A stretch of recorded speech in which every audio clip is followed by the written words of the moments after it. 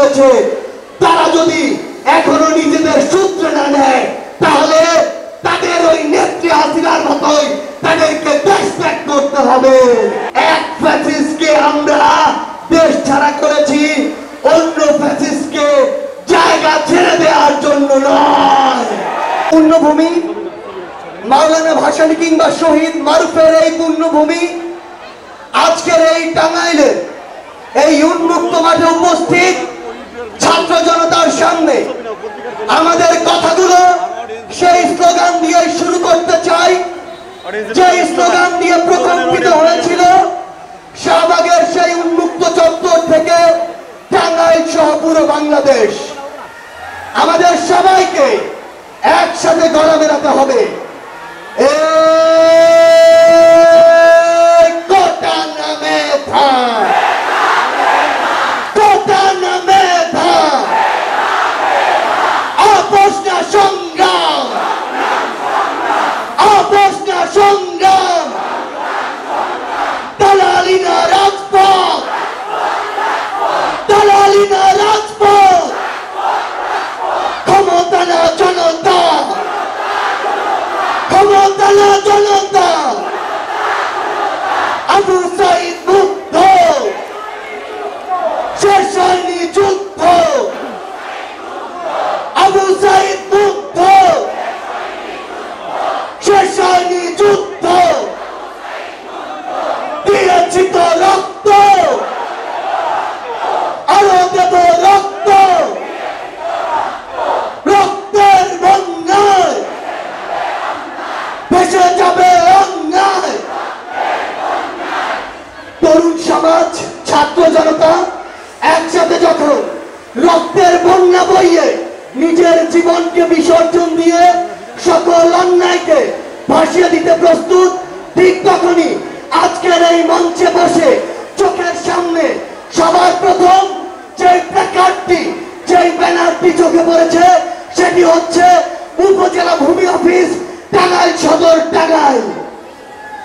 এখন আসুন আপনারা বলুন তো, এই উপজেলা ভূমি অফিসে সকল কাজ কি ন্যায্যতার ভিত্তিতে টাকা ছাড়া হয়? তাহলে টাকা দিয়ে আমার ন্যায্য অধিকার এই ভূমি অফিস থেকে আদায় করে নেওয়ার জন্য আমরা কি ওই অভ্যুত্থান ঘটিয়েছি?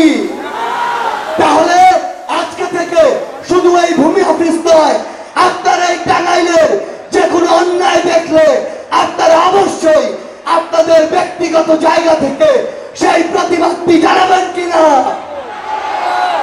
আমরা জানতে পেরেছি আপনার এই যে মেডিকেল কলেজ, এই মেডিকেল কলেজের নাম ছিল টাঙ্গাইল মেডিকেল কলেজ, ঠিক কিনা? তাহলে এই সেই ঐতিহ্যবাহী টাঙ্গাইল যখন বাংলাদেশে মাত্র 19টি জেলা ছিল, তার মধ্যে একটি বৃহত্তর জেলা ছিল এই টাঙ্গাইল।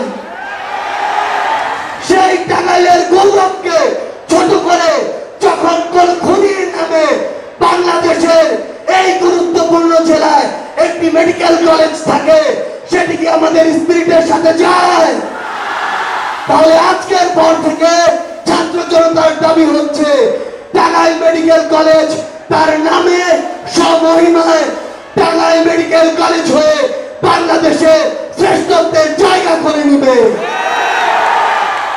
আমরা আপনাদেরকে স্পষ্ট করে জানিয়ে দিতে চাই, ওই মেডিকেল কলেজে আপনাকে যেতে হয় একটি অপারেশনের জন্য, একটি টিকিটের জন্য সবচেয়ে কষ্টকর অবস্থায়, কিন্তু ওই দালাল ধরা ছাড়া আপনার একটি কাজও কি ঠিক মতো হয়?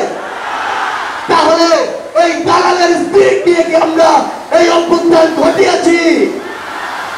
ওই আয়া থেকে স্টাফ সকলকে একটি বেডের জন্য আমাদের টাকা দিতে হয়, এই টাকা দেওয়ার জন্য আমরা কি এই অভ্যুত্থান ঘটিয়েছি?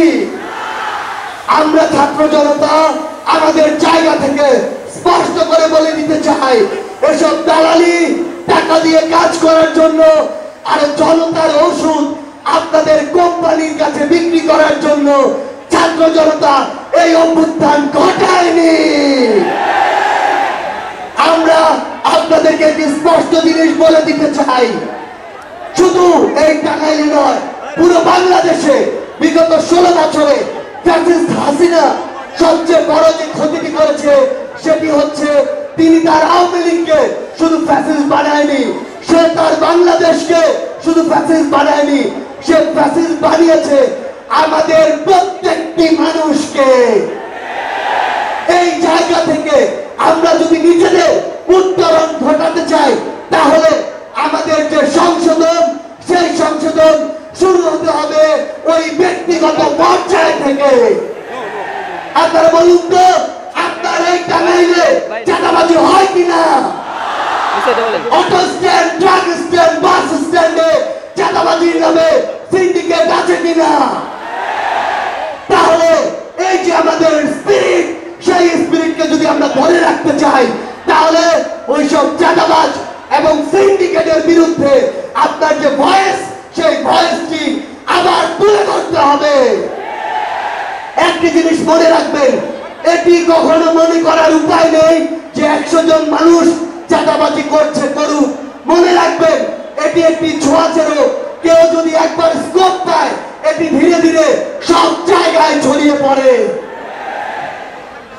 আরেকটি গুরুত্বপূর্ণ বিষয় হচ্ছে এই যে চাঁদাবাজিটি করা হয় এই কারণে আপনার কাছে অটোর ভাড়া বেশি রাখা হয়, বাসের ভাড়া বেশি রাখা হয়, সবজির দাম বেশি রাখা হয়, পণ্যের দাম বেশি রাখা হয় এবং এর ভাগীদার আমাদের সবাইকে হতে হয়।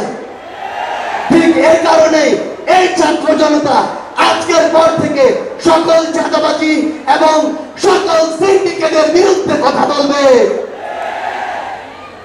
আমাদের আজকে টাঙ্গাইলে এসে শুনতে হয় আমার যে ভাই মারুফ হত্যা হয়েছে, আমার যে বোনকে অপদস্থ করা হয়েছে, আমার যে ভাইদের রক্তাক্ত করা হয়েছে, আমার স্কুল কলেজের যে ছোট ভাই বোনদেরকে বিভিন্ন ভাবে হামলা করা হয়েছে, সেই পুলিশরা নাকি এখনো আশেপাশে ঘোরাফেরা করে। আমার ভাই যখন রক্তাক্ত হাসপাতালে, তখন সেই হামলাকারী কতিপয় পুলিশ কিভাবে উন্মুক্ত রাস্তায় ঘোরাফেরা করে। আমরা স্পষ্ট করে বলে দিতে চাই, ওই ফ্যাসিস্ট আওয়ামী লীগের দোষক, চাটুকার, তেলবাজ, তোষামতকারী যে সকল আইন শৃঙ্খলা রক্ষাকারী বাহিনীর সদস্য রয়েছে, তারা যদি এখনো নিজেদের সূত্রে না নেয় তাহলে তাদের ওই নেত্রী হাসিনার মতোই তাদেরকে দেশ ত্যাগ করতে হবে। আমরা আপনাদের মাধ্যমে, ছাত্র জনতার মাধ্যমে পুরো বাংলাদেশকে আমাদের রায় হিসেবে জানিয়ে দিতে চাই, এক ফ্যাসিস্টকে আমরা দেশ ছাড়া করেছি, অন্য ফ্যাসিস্টকে জায়গা ছেড়ে দেওয়ার জন্য নয়। কেউ যদি এখনো স্মরণে স্বপ্নে স্মৃতিতে কিংবা ঘুমের মধ্যে চিন্তা করে আবারও ছাত্র জনতাকে ডমিনেট করে ফ্যাসিস্ট হয়ে উঠবে, তারা যেন ওই শেখ হাসিনাকে দেখে শিক্ষা নিয়ে নেয়। আমরা শুনতে পেয়েছি আপনাদের এই জায়গায় একটা বিশাল বিশেষণযুক্ত নাম রয়েছে, সেই নামটি হচ্ছে রনি।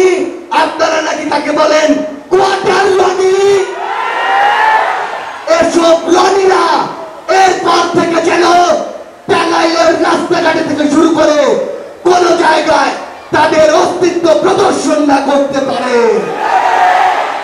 রনি সহ এমন সন্ত্রাসী এবং যাদের যত দোষর রয়েছে সকল দোষরকে এই ছাত্র জনতা আইনের হাতে তুলে দিয়ে সারা জীবনের জন্য বিচারিক প্রক্রিয়ার মাধ্যমে তাদের যে জায়গা কেরানীগঞ্জ জেলখানা সেখানে পাঠিয়ে দিবেন।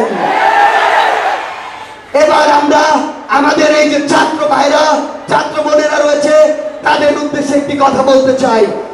আমরা চাই আগামীর যে বাংলাদেশ হবে সেই বাংলাদেশের নেতৃত্ব আপনারা দিবেন। আমরা চাই ওই সংসদে গিয়ে আপনি একজন এমপি হবেন, একজন মন্ত্রী হবেন, একজন প্রধানমন্ত্রী হবেন। আপনাকে ওই সংসদে একজন পলিসি মেকার হিসেবে যেতে হবে, কারণ দিন শেষে আপনি কি খান, কি করেন, কি পড়েন, কিভাবে চলবেন, আপনার আইন কি হবে, আপনার নিয়ম নীতি কি হবে, আপনার চলাফেরা কিভাবে হবে, তার সব ডিসিশন পলিসি মেকিং হয় ওই সংসদ থেকে। তাহলে টাঙ্গাইলের এই মেধাবী তরুণ প্রজন্ম যদি ওই সংসদে প্রতিনিধিত্ব না করে তাহলে কারা করবে? সেই জায়গায় আপনারা আজকের পর থেকে আপনাদের বাবা মাদেরকে বলে দিবেন যে আপনারা যেমন এতদিন স্বপ্ন দেখেছেন আপনার ছেলে ডাক্তার হবে, ইঞ্জিনিয়ার হবে, পাইলট হবে, ম্যাজিস্ট্রেট হবে, আজকের পর থেকে আপনারা স্বপ্ন দেখবেন আপনার ছেলে দেশের অন্যতম সেরা একজন রাজনীতিবিদ হয়ে উঠবে।